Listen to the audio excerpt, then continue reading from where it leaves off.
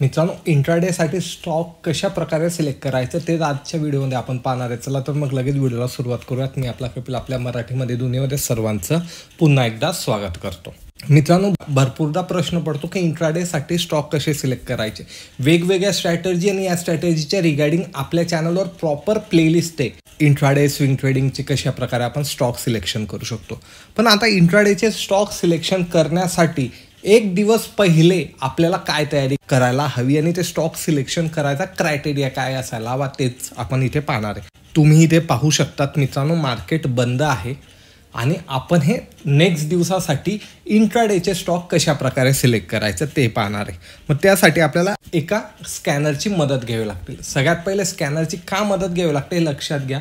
जवळपास 4,000 ते 5,000 स्टॉक आहे मित्रांनो मार्केटमध्ये, आणि आता एवढ्या स्टॉकमधनं आपल्याला आयडेंटिफाय कसं काय करायचं हा एक मोठा प्रश्न असतो. प्रत्येकाचा आहे ना क्रायटेरिया वेगवेगळा असतो, त्यानुसार आपण स्टॉक सिलेक्शन करू शकतो. तुम्हाला क्रायटेरिया बेसिक सांगतो मी. एक तर आहे ना सेक्टर वाईज स्टॉक सिलेक्शन करता की कोणत्या सेक्टरमध्ये आता मोमेंटम चालू आहे सध्याच्या याच्यानुसार त्याच्यानुसार होता. रिझल्ट चालतात तेव्हा रिझल्टनुसार स्टॉक सिलेक्शन केले जातात. काही न्यूज येणार असेल तर त्या न्यूजच्या रिगार्डिंग स्टॉक सिलेक्शन केले जातात. असे भरपूर असे क्रायटेरिया असते. आपल्याला जी ट्रेडिंग स्टाईल सूट होते किंवा आपण त्याच्यामध्ये महारत आहे आपल्याला, आपण तिला पीक करायला हवं. आणि पीक नुसतं एका दिवसासाठी कधी तुम्ही करताय मित्रांनो, तर तुम्हाला ना कोणती स्ट्रॅटर्जीमधनं प्रॉफिट मिळणार आहे ना कोणत्या टेक्निकलमधनं प्रॉफिट मिळणार. तुम्हाला ते सातत्य हवं, कारण तुम्ही आज हे यूज करणार, उद्या ते करणार, परवा ते करणार. आपण ज्याही स्ट्रॅटर्जी सांगतो त्याच्यावर तुम्ही स्टॉक सिलेक्शन करा असं बिलकुलच नाही. पण तिला तुम्ही बॅक टेस्ट करू शकता किंवा एक हप्त्यासाठी फॉरवर्ड टेस्ट करा. काहीच करू नका. जे ॲनालिस्ट सांगितलं त्याप्रमाणे फक्त एक हप्ता तुम्ही तिला पहा की याप्रमाणे मी इथे ट्रेड घेतला असता तर कशा प्रकारे मला इथे फायदा झाला असता किंवा काय झालं असतं. असं स्वतः ॲनालिस्ट करा. त्याची ॲक्युरेसी झाल्यानंतरच तुम्हाला कोणतीही स्ट्रॅटर्जी अप्लाय करायची. पण एका दिवसापुरता कधी तुम्ही फक्त तिला मॉनिटर करणार आहे तर तुम्हाला बहुधा रिझल्ट या ठिकाणी चांगले पण मिळतील किंवा खराबही मिळतील, आणि त्याच्यानुसार तुम्ही जजमेंट घेणार आहे तर दुसऱ्या दिवशी ट्रॅप होणार आहे. त्यामुळे कमीत कमी 5 दिवस असते मित्रांनो ट्रेडिंग सेशन एका वीकमध्ये, तर तेवढं तुम्ही नक्की करायला हवं. आपल्याला काय लागतं? मोमेंटम लागते स्टॉकमध्ये, लिक्विडिटी लागते, ट्रेंडिंग लागतो. ह्या 3 गोष्टी कधी तुम्हाला कोणत्याही एका स्टॉकमध्ये पाहायला मिळत आहे तर तुम्हाला इथून चांगलं प्रॉफिट जनरेट करता येणार आहे इंट्राडेसाठी. कारण इंट्राडेचा स्टॉक सिलेक्शन आहे ना हे थोडंसं किचकट काम आहे, कारण तुम्हाला ना मार्केट क्लोज होत नाही तोपर्यंत यामधनं एक्झिट होणं गरजेचं असतं. त्यामुळे त्याच दिवसाला हे प्रॉफिट व्हायला हवं.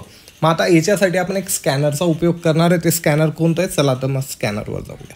मित्रांनो, इथे हे चॅटिंगच्या साईडवर आपण आलो आहे. स्कॅनर आहे आणि हे सुद्धा आपण क्रिएट केलेलं आहे मित्रांनो, मराठी मनी कपिल. तुम्ही पाहू शकता MM कपिल. तर हे स्वतः आपण क्रिएट केलेलं आहे आणि याला मी बॅक टेस्ट सुद्धा केलेलं आहे मित्रांनो. कमीत कमी 1 मंथपासून मी याची ॲक्युरेसी टेस्ट करतो. मी त्याप्रमाणे तुम्हाला सांगितलं एका दिवसामध्ये आपल्याला काहीही इथे समजत नाही. त्यामुळे आपण याला 1 मंथ ट्रायल बेसवर ठेवलं होतं आणि याची ॲक्युरेसी फार छान आहे, म्हणून मी तुम्हाला हे आता इथे सांगतोय. आणि याची लिंकसुद्धा मी डिस्क्रिप्शनमध्ये टाकून देईन. पण यामध्ये आपण एक दिवस बिफोर स्टॉक आयडेंटिफाय करतो तर काही क्रायटेरिया आहे तो पाहून घ्यायचा. व्हिडिओ नेहमी पूर्ण पहा मित्रांनो, कारण कोणती गोष्ट कुठे सांगितली जाते हे तुम्हाला समजत नाही. तुम्ही फक्त काय अरे स्कॅनर आलं, लिंक आली, चला स्कॅन करा, पाहून घ्या कोणकोणते स्टॉक येत आहे. अशी घाई गडबड केली ना मित्रांनो काही उपयोग होणार नाही. पूर्ण गोष्ट सविस्तर पाहत जा, समजून घेत जा, आवडली तर तिला फॉलो करत जा. आणि व्हिडिओही कधी आवडला तुम्हाला तर मित्रांनो नक्की व्हिडिओच्या एंडिंगला आवडला तर लाईक, शेअर, कमेंट करा. आता इथे स्कॅनर लावलेलं आहे. तुम्हाला माहिती रन स्कॅन करायचं. रन स्कॅन केल्यानंतर इथे खाली मला काही स्टॉक आलेले. आता याच्यामध्ये सर्वात मोठा क्रायटेरिया काय मित्रांनो, की आपल्याला अबाउट 13% वरती म्हणजे 14% पासून वरती जेही स्टॉक असतील त्यांना अवॉइड करायचं आहे. इथे तुम्ही पाहू शकता पहिला स्टॉक 20% आहे, मग त्याला टोटली आपण अवॉइड करणार आहे मित्रांनो. का अवॉइड करणार आहे? कारण याच्यामध्ये एक मोठी मोमेंटम येऊन गेली. कधीही तुम्ही नोटीस करा एखाद्या स्टॉकमध्ये कधी खूप मोठी मोमेंटम येऊन गेली तर तो 3 ते 4 दिवस आहे ना त्या रेंजमध्ये राहण्याची शक्यता असते. त्यामुळे त्यामध्ये आपल्याला जायचं नाही आहे. आपल्याला पर्सेंटेज कोणते पाहिजे? 9% पासून तर 13% मधले आपल्याला इथे स्टॉक आयडेंटिफाय करायचे. तर तुम्ही इथे खाली कधी पाहिलं तर टोटल स्टॉक तुम्हाला दिसत आहे मित्रांनो 242. पण आपल्या स्ट्रॅटर्जीनुसार किती स्टॉक आपल्याला पाहायला मिळत आहे कधी तुम्ही पाहिले 9%च्या पुढे, तर आपल्याला 9 स्टॉक पाहायला मिळत आहे. म्हणजे पहिला स्टॉक आपल्याला अवॉइड करायचा आहे आणि 10वा स्टॉकसुद्धा आपल्याला 9.5%चा इथे पाहायला मिळतोय. मग यांना काय करायचं, आपल्याला वॉच लिस्टला लावायचं. आता एवढे सर्व स्टॉक मी तुम्हाला काही वॉच लिस्टला लावून दाखवणार नाही, व्हिडिओ खूप मोठा होऊन जाईल. मी तुम्हाला एकच स्टॉकबद्दल माहिती सांगणार आहे की त्यामध्ये आपली एंट्री काय राहणार आहे, कोणकोणत्या क्रायटेरियाचा यामध्ये आपल्याला उपयोग करायचा आहे. आलंय लक्षात? तर आपण यामधला दुसरा स्टॉक आपण चार्टवर लावून घेऊ. चला तर मग लगेच चार्टवर जाऊया. तर मित्रांनो, इथे आपण तो स्टॉक लावलेला आहे. आता सिंपल आपल्याला इथे एक स्ट्रॅटेजी पाहिजे. तुम्ही पाहू शकता टोटली मार्केट बंद आहे. आपण इंट्राडेचे स्टॉक एक दिवस बिफोर इथे आयडेंटिफाय करतोय.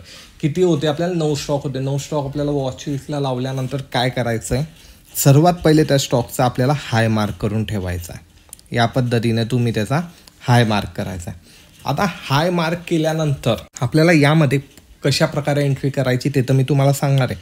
पण तुम्ही एक नोटीस करा, पण आदल्या दिवशी हा आयडेंटिफाय करतो व्हॉल्यूम इथे इन्क्रीज झाला. पहिले पहा तुम्ही, काही व्हॉल्यूम आहे का? नाही. म्हणजे हे जे ब्रेकआउट झालेलं आहे हे विथ व्हॉल्यूम झालेलं आहे आणि नंतर स्टॉक हा साईडवेज होऊन गेलेला आहे इथे. मग आता तेव्हाही ह्या रेंजला म्हणजे प्रिव्हियस दिवसाच्या रेंजला तो ब्रेक करेल ना, त्याच्या प्रिव्हियस कॅन्डलच्या इथे आपला स्टॉप लॉस राहणार आहे.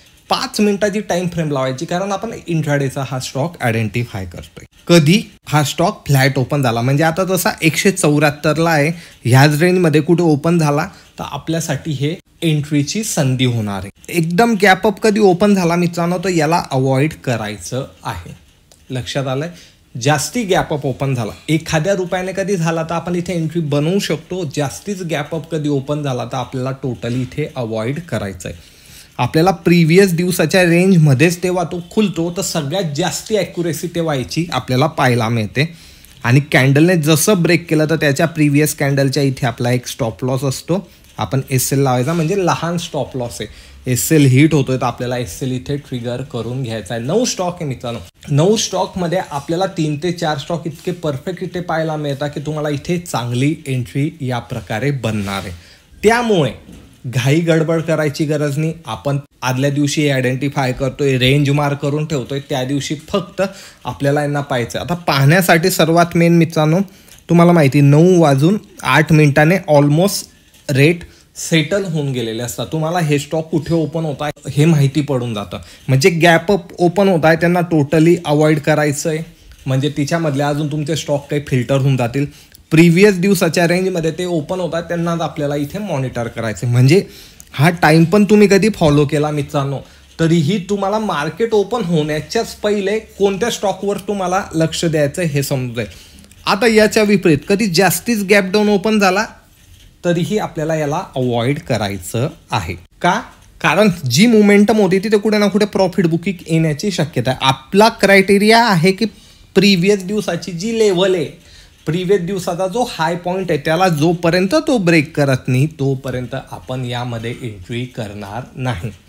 ह्या रेंजमध्ये कुठेही ओपन होऊ द्या प्रिव्हियस दिवसाच्या, आपल्याला काही प्रॉब्लेम नाही. जेव्हाही तो क्रॉस करेल तेव्हा आपल्याला एंट्री करायची. मग कधी तो मॉर्निंगलाच करेल मित्रांनो, कधी 11:30-12ला करेल, कधी 2-1 वाजता पण करेल.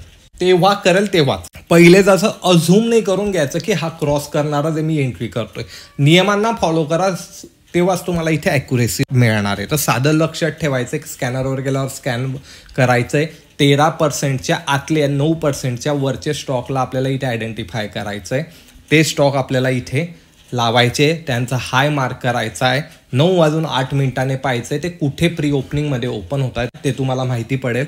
जे जास्ती गॅप अप ओपन होत आहे त्यांना तुम्हाला टोटली अवॉइड करायचं आहे. ते रेंजमध्ये होत आहे प्रिव्हियस दिवसाच्या, म्हणजे 1,000 रुपयावरती चालू शकतो. आता 174चा आहे तर 1,000 रुपये आहे.